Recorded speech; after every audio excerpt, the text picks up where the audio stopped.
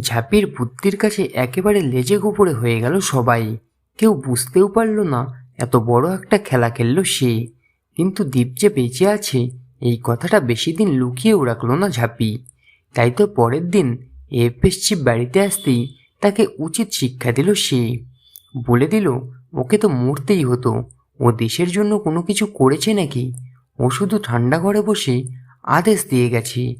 ঝাঁপির মুখে এই কথা শুনেই অবাক হয়ে যায় এফএস চিফ, আর বলে আপনার অবস্থাটা আমি বুঝতে পারছি, কিন্তু ওর আইডেন্টিটি লিক হয়ে গেলে আমাদের কিছু করার থাকে না।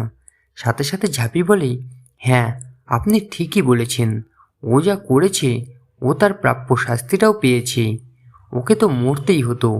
তখনই হঠাৎ করে সেখানে চলে আসে দ্বীপ, আর দ্বীপকে দেখেই এফএস চিফের মাথায় যেন আকাশ ভেঙে পড়ে, আর বলে, এ কি আপনি বেঁচে আছেন?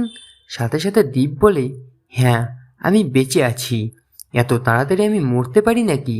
তখনই বন্দুক বের করে এফএস চিফ, আর বলে, আপনার হাতে 6 ঘন্টা সময় ছিল, সেটা অনেক আগেই শেষ হয়ে গেছে, এবার আমার হাতেই আপনার মৃত্যু হবে।